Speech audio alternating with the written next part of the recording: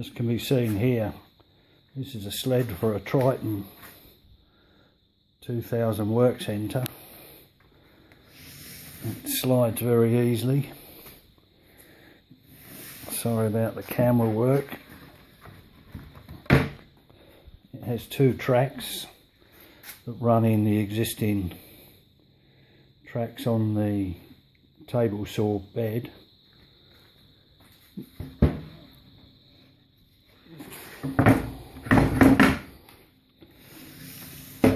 And it runs very easily. There's no play. Unfortunately, I didn't make a video of cutting the actual tracks in, but it was all done on the saw. Cutting the tracks from a piece of hardwood. Not sure what hardwood it is.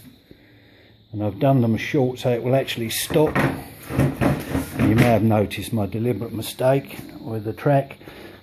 It stops, so it can't go any further on, and as we'll be seeing when I complete the sled, it will stop for safety reasons to protect you from the blade. So in fact I may pull it back a little bit from that to stop it somewhere here, which means all that has to be done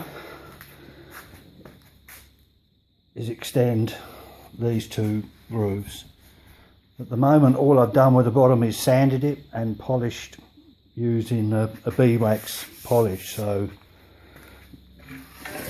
I shall add more as I go through.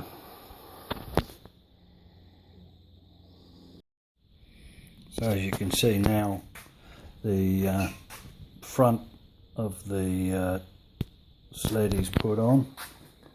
Well, it's cut ready to go on anyway. So before I mount it, I'll put the back on and then cut partly through so I can square up that front with the saw cut. So I don't think there's anything else to say at the moment. I shall come back later.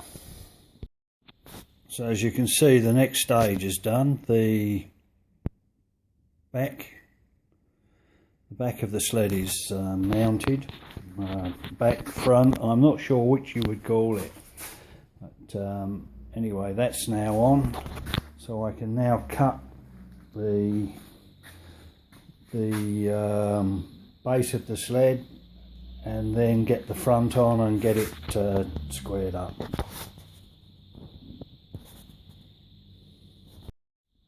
As you can see, both the front and the back rails are on the sled and it's cutting pretty square. Seems to be working fine. I've got some safety parts to put on just on the front to cover up the blade, just to make it a bit safer, just to cover that up. I'll do something, and as I said before, I think what I'm going to do is just to stop the travel, just maybe to there, and that can be done by just extending the runners in those tracks that I've cut, or in fact I could put just drop a block in there and that will do the same thing.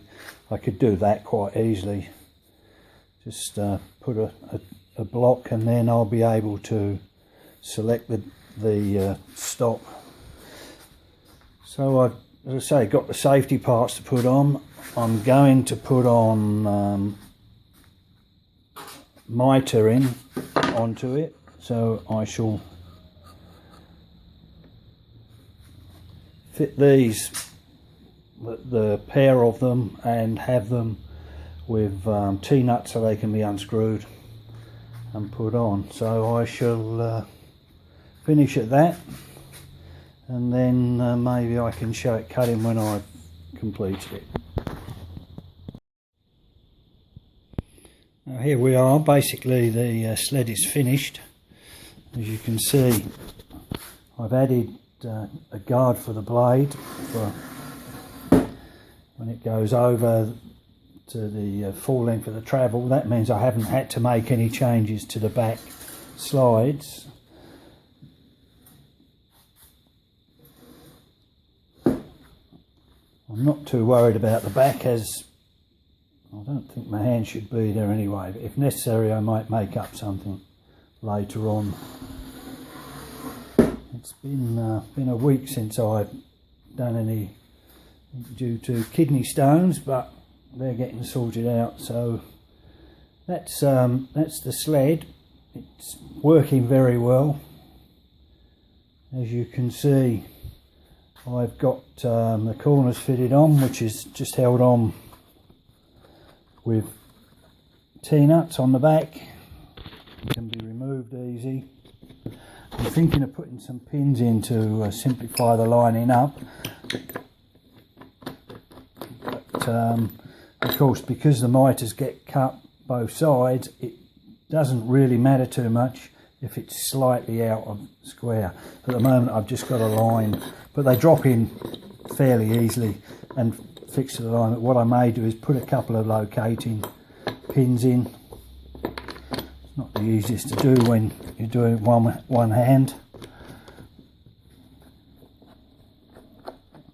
These were extended right the way back to the fence, but I decided to cut the ends out so that they can stay on and I can still use it to do straight cuts. So that's about it. That's the sled.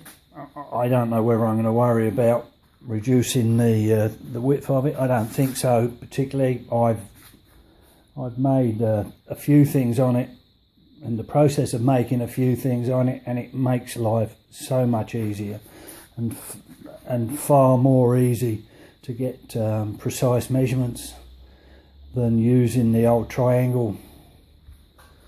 So that's about it. I will hopefully try and get this on the internet and on YouTube, and we'll see how it goes. Thanks.